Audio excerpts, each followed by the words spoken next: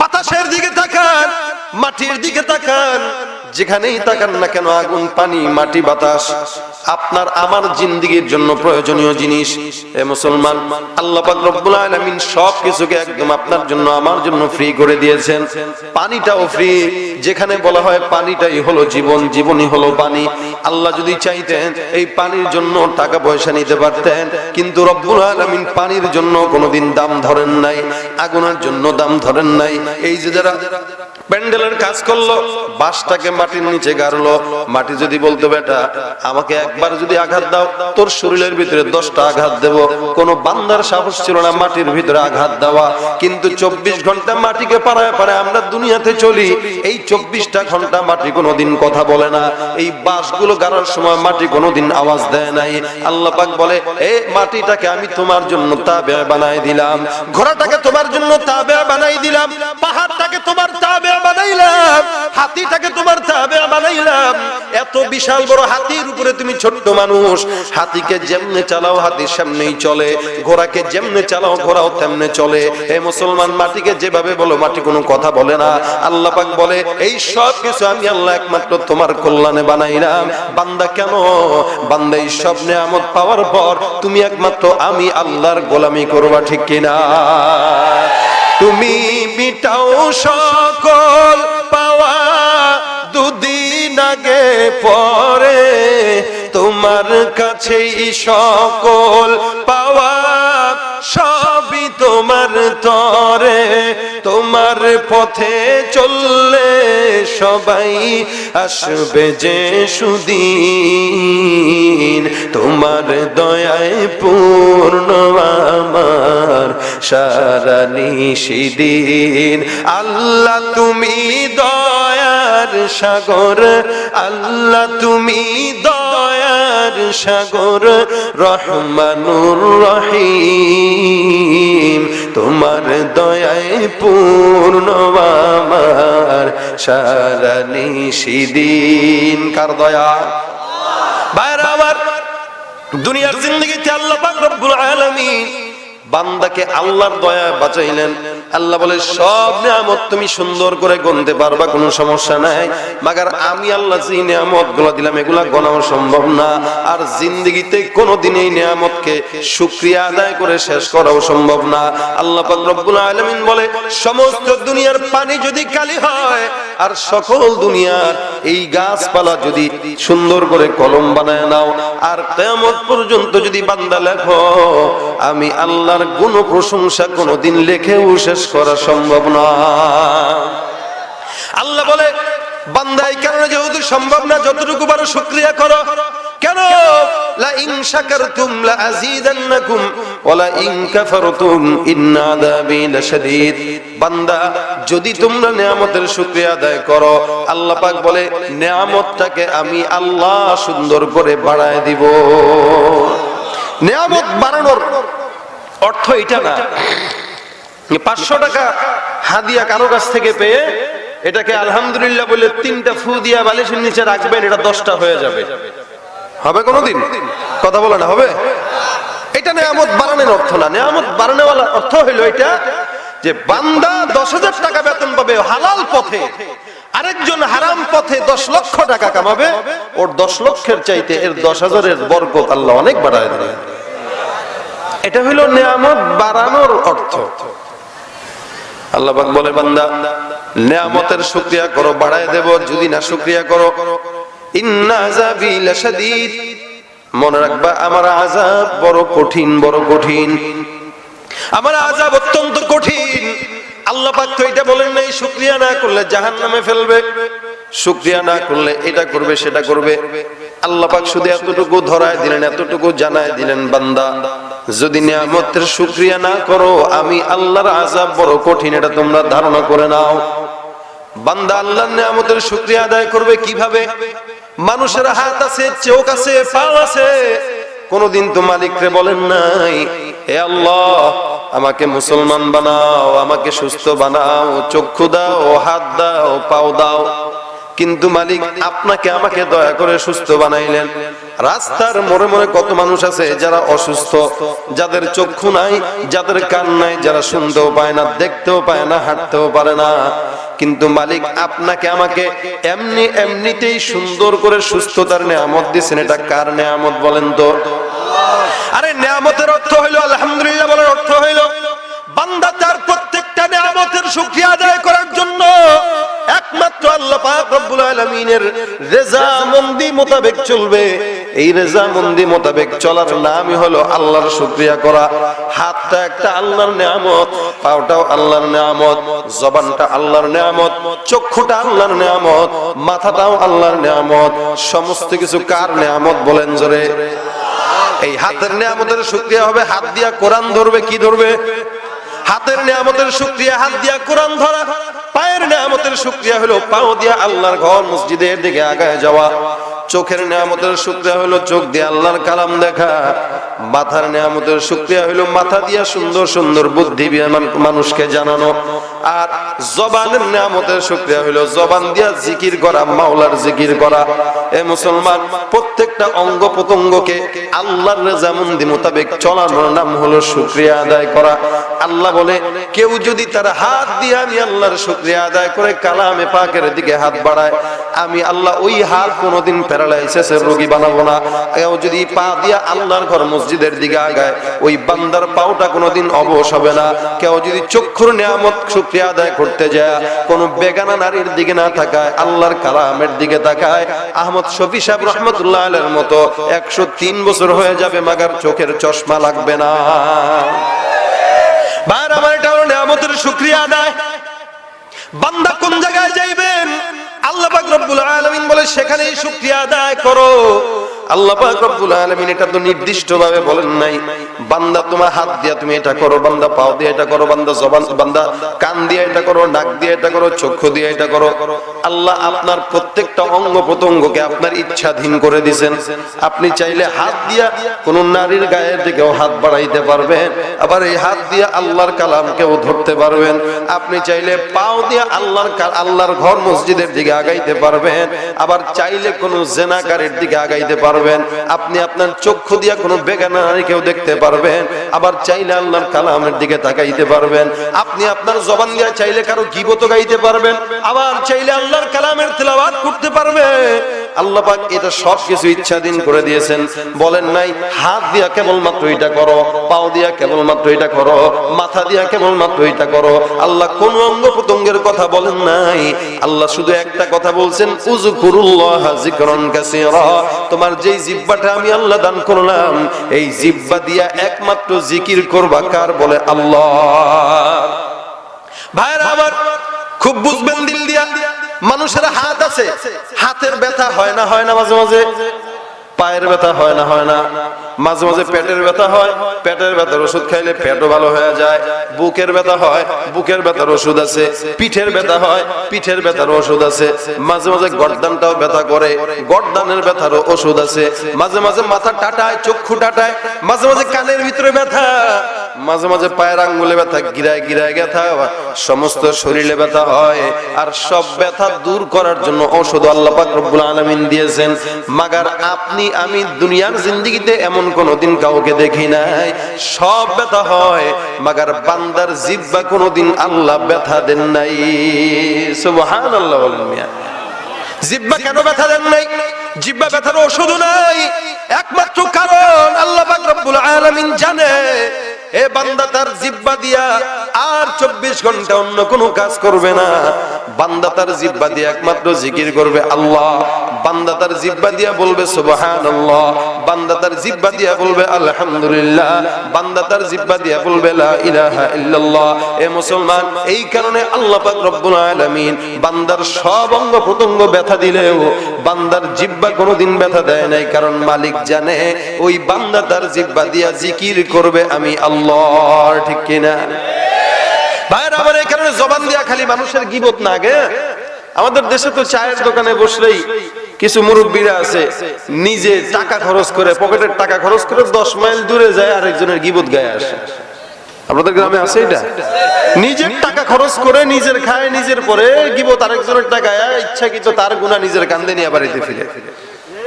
কি দরকার এটা?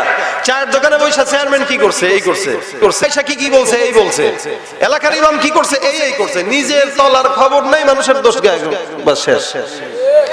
অথচ তার নিজের কোনো খোঁজ খবর নাই। সকালবেলা আসছে, এই চা দে, চা দিছে।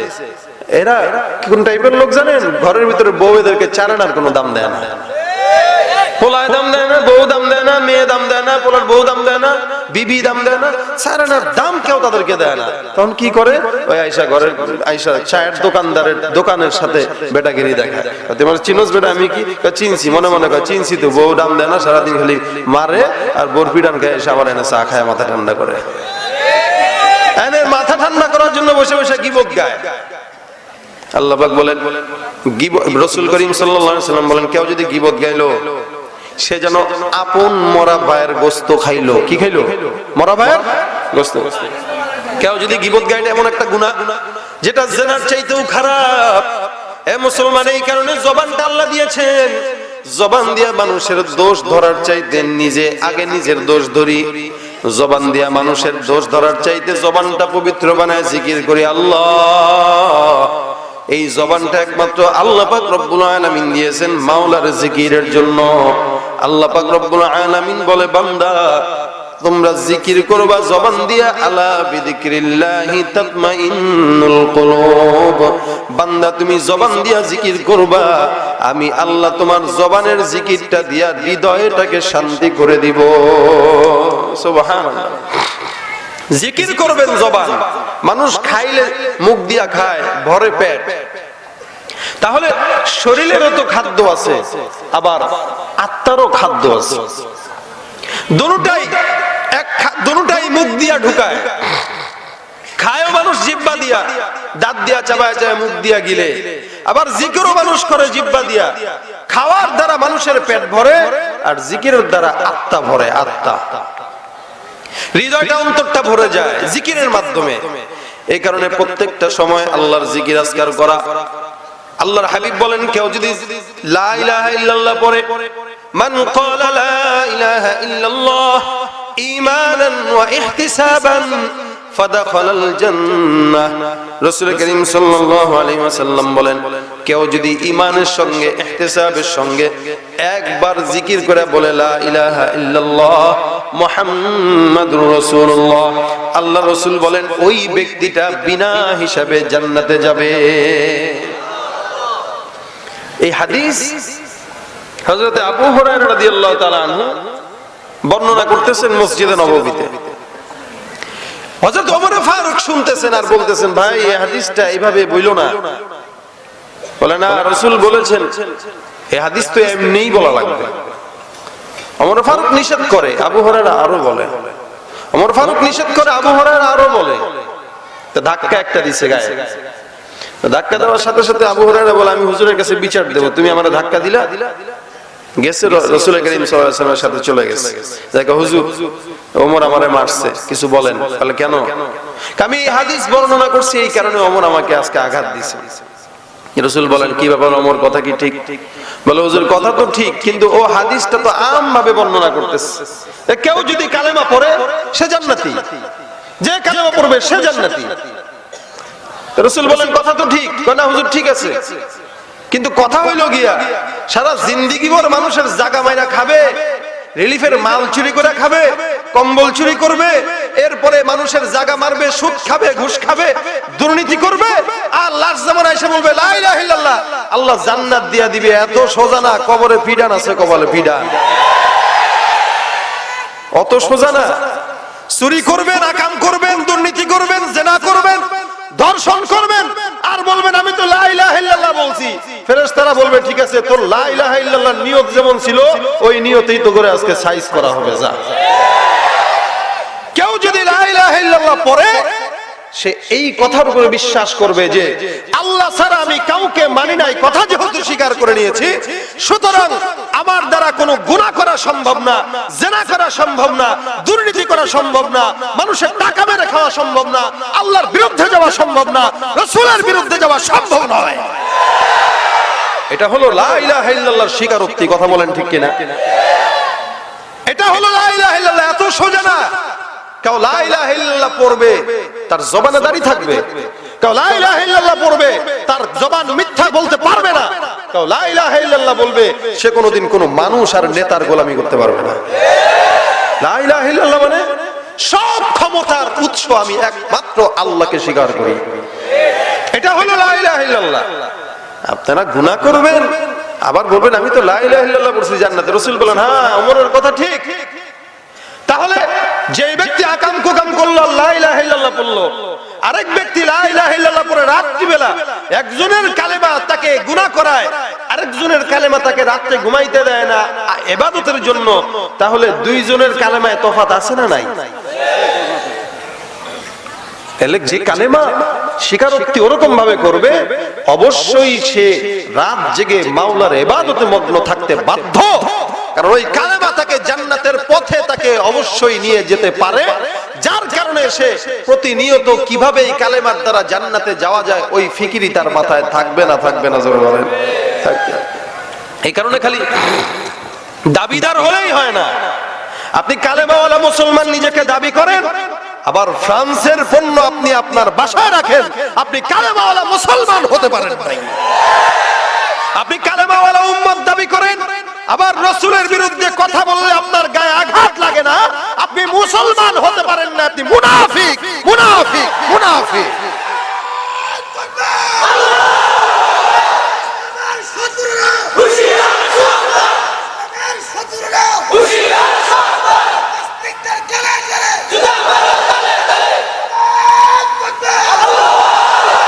বিশ্ব নবীর অপমানে যদি ঢাকা দে তোমার মন, মুসলিম নয় মুনাফিক তুমি নবীজির দুশমন। নবীর প্রেমে জীবন দিবে কে আছো নওজোয়ান, তাকবীর তুলে সিংহ শাবক হও তুমি আগুয়ান। এই তোমার বুকে ইমানের বল, জবানে আল কোরআন, ভয় কাঁপে কাপুরুষ সব আর নরাধম শয়তান। জীবনের চেয়ে বুকে আছে বেশি নবীজির সম্মান, কেমনে তুমি থাকবে বসে হলে তার অপমান। তুমি সাচ্চা মুসলমান, ইমান তোমার ধন, নবীর প্রেমে জাগ্রত তুমি নির্ভীক পালোয়ান। তুমি সাচ্চা মুসলমান, ইমান তোমার ধন, নবীর প্রেমে জাগ্রত তুমি নির্ভীক পালোয়ান। ঠিক না?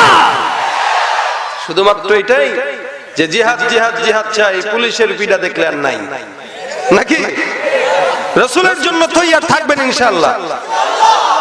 তাহলে ফ্রান্সের পণ্য বয়কট করা লাগবে, ঠিক না? আমার ভাষায় সব আমেরিকার জিনিস, আমি স্লো মাখি আমেরিকার, ইন্ডিয়া, লন্ডনের, তুই বেটা রাজাকার। তো দেশের জিনিস তোমার ঘরে থাকবে, দেশের পণ্য তুমি কিনবা, এটাই হলো দেশপ্রেম। তুমি বাংলাদেশের নিজেকে একজন নাগরিক দাবি করো, তুমি নিজেকে দেশপ্রেমিক দাবি করো, তোমার ঘরে আমেরিকার পণ্য, ফ্রান্সের পণ্য, দিল্লির পণ্য, তুমি আসল রাজাকার। এটা দেশপ্রেম নয়। এদেশ এজন্য স্বাধীন হয় নাই।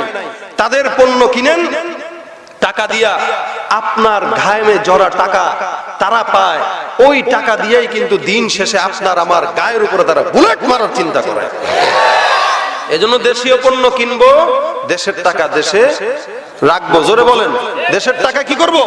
দেশে রাখবো। মিয়া আমগরেই তো আজীবন রাজাকার কইলেন, টুপি মাথায় দিছি, মাগরি পড়ছে এই কারণে, তাই না? আর জন্ম যেখানেই হোক হুজুর মানে রাজাকার না? এই রাজাকার যারা, এরা হলো দেশের শত্রু, যারা আগেও করেছে এখনো দেশের শত্রুতা করতেছে গোপনে গোপনে। এজন্য আমরা 52-তে দেখিয়েছি ভাষার জন্য আন্দোলন করে, ঠিক না? আমরা 71-এ স্বাধীনতার জন্য আন্দোলন করেছি, দেশ স্বাধীনের জন্য। এদেশের ইঞ্চি মাটি রক্ষার জন্য সরকারের তরফ থেকে, মুসলমানের পক্ষ থেকে আবারও যদি ডাক দেওয়া হয়, স্বাধীনতার জন্য যেভাবে ঝাঁপিয়ে পড়েছিলাম, দেশের মাটি রক্ষার জন্য, ইজ্জত রক্ষার জন্য আবারও প্রয়োজনে যুদ্ধ হবে, আবারও প্রয়োজনে যুদ্ধ হবে ইনশাআল্লাহ।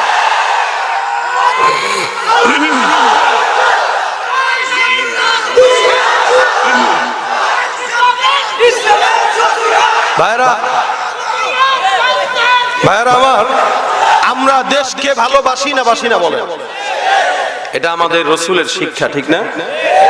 এটা রাসূল করিম সাল্লাল্লাহু আলাইহি ওয়াসাল্লামের শিক্ষা।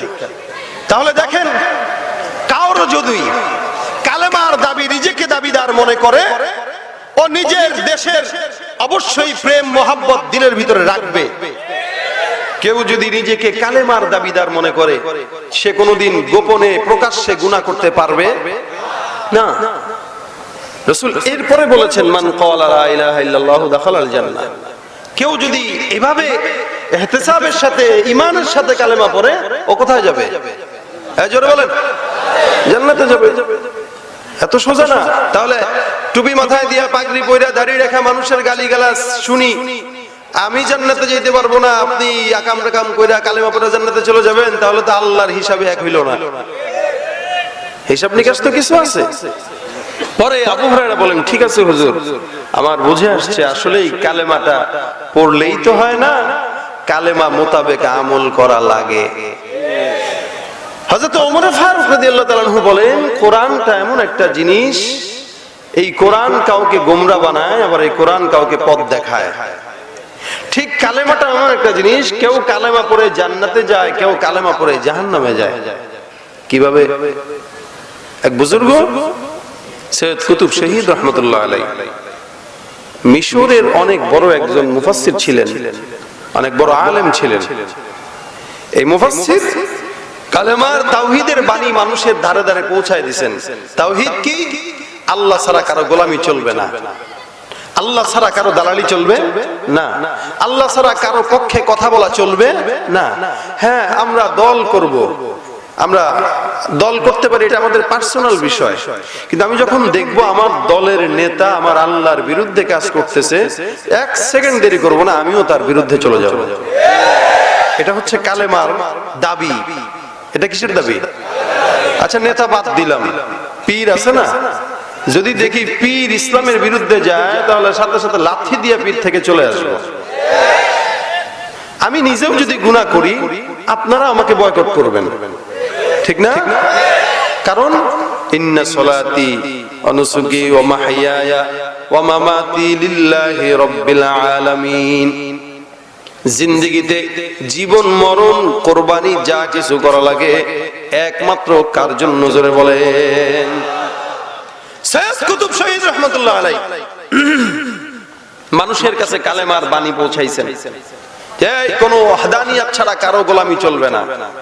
আর আল্লাহর আইন যদি এই পৃথিবীতে বাস্তবায়ন হয়, চোরের শাস্তি হাত কাটা, কেউ চুরি করার সাথে সাথে হাত কেটে ফেলতে হবে। আস-সারিকু ওয়াস-সারিকাতু ফাকতাউ আইদিয়াহুমা।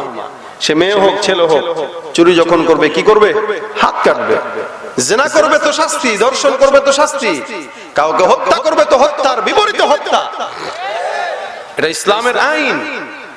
আল্লাহকে যদি কেউ মানো, এই আইন চালু করো, এরকম স্লোগান উনি মিশরে দিয়ে দিলেন।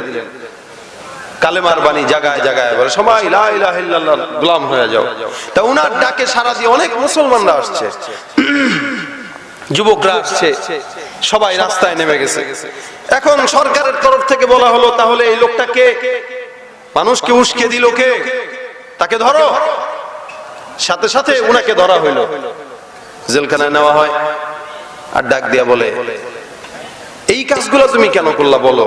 আমি আমার ঈমানের দায়িত্ব পালন করেছি, আমার দায়িত্ব হলো মানুষের কাছে কাছে কালেমার বাণী পৌঁছায় দেওয়া, সেটা দিয়েছি। কোন অপরাধ? বলে অবশ্যই অপরাধ, এটা সরকার বিরোধী কাজ হয়েছে। যতই বলুক সরকার বিরোধী কাজ, যতই বলুক দল বিরোধী কাজ, যতই বলুক পীর বিরোধী কাজ, কাজটা যদি আল্লাহর পক্ষে হয়, আল্লাহর পক্ষে কাজ করে ফাঁসির কাস্টে দাঁড়াইতেও তৈয়ার আছি না নাই? জন্মের পরে কানে আজান কি দেয়নি, তুমি মৌলবাদী ছাড়া হওনি, ঠিক কিনা? সত্যের পক্ষে আজীবন আমাদের কথা বলা লাগবে। কেউ জঙ্গিবাদ মৌলবাদ আলেমদেরকে বললেও আমরা হকের আওয়াজ ছাড়বো। সত্যের পক্ষে গান গাই বলে আমি বিদ্রোহী, সত্যের পথে ডাকি বলে আমি বিপ্লবী, কোরআনের কথা বলি তাই বলে আমাকে মৌলবাদী, জিহাদের কথা বলি তাই বলে আমাকে জঙ্গিবাদী। কেন বিদ্রোহী বিপ্লবী মৌলবাদী আমি জঙ্গিবাদী, বিদ্রোহী বিপ্লবী মৌলবাদী কেন জঙ্গিবাদী? ঠিক কি না? জন্মের পরে কানে আজান কি দেইনি, তুমি মৌলবাদী ছাড়া হওনি। জন্মের পরে কানে আজান কি দেইনি, তুমি মৌলবাদী ছাড়া হওনি। আবার মরণের পরে জানাজা পড়াবে, তখন কোথায় পালিয়ে যাবি? বিদ্রোহী বিপ্লবী মৌলবাদী কেন জঙ্গিবাদী, বিদ্রোহী বিপ্লবী মৌলবাদী কেন জঙ্গিবাদী? ঠিক কিনা? সৈয়দ কুতুব শহীদ রহমাতুল্লাহ আলাইহি মানুষের জন্য, ইমানের জন্য, লা ইলাহা ইল্লাল্লাহ কালেমার জন্য সুন্দর করে বাদশা তরফ থেকে তাকে পাকড়াও করা হলো। ডাক দিয়া বলে, হে সৈয়দ কুতুব শহীদ, কেন তুমি এই কাজটা করলে? এটা তো গর্হিত কাজ, সরকারের বিরুদ্ধে আন্দোলন করা এটা দেশদ্রোহী কাজ। কুতুব শহীদ রহমাতুল্লাহ আলাইহি বলেন, যতই দেশদ্রোহী কাজ হোক না কেন, যেই কাজটা ইসলামের বিরুদ্ধে যাবে আমি ওই কাজের বিপক্ষে দাঁড়ায় যাব। যেই কাজটা ইসলামের পক্ষে থাকবে আমি আল্লাহর জন্য ইসলামের পক্ষে দাঁড়ায় যাব। সারা দুনিয়াও যদি আমার বিরুদ্ধে যায়, সারা সরকারও যদি আমার বিরুদ্ধে যায়, আল্লাহর কসম আমি আমার মালিকের পথ থেকে এক চুল পরিমাণ নড়তে পারবো না। ভাইরা আমার, সরকার যখন দেখলো বেগতিক অবস্থা, ফাঁসির আইন জারি হয়ে গেল, তাড়াতাড়ি যাও তাকে ফাঁসি দাও, কারণ এর দ্বারা ইসলাম আমাদের দেশের ক্ষতি হইতেছে। মানুষগুলো কেমন দেশদ্রোহী হয়ে যাইতেছে, ইসলামের পক্ষে চলে যাচ্ছে। যদিও সরকার তখন মুসলমান, এরপরও এই আল্লাহওয়ালা সৈয়দ কুতুব শহীদ রহমাতুল্লাহ আলাইহির বিরুদ্ধে লেগে গেল। যাও যাও ফাঁসির কাছে ঝুলায় দাও। আমাদের দেশে একটা নিয়ম আছে, কারো যদি ফাঁসি হয়, মৃত্যুদণ্ড হয়, তাহলে সরকারের তরফ থেকে একজন আলেমকে পাঠায়, যাও তাকে কালেমা পড়াও, লাশ মাস তাকে কিছু কাল তালেমাত তালকিন দিয়া দাও। সরকারের তরফ থেকে একজনকে পাঠানো হইলো, ডাক দিয়া একজন মোল্লা এসে বলতেছে, হুজুর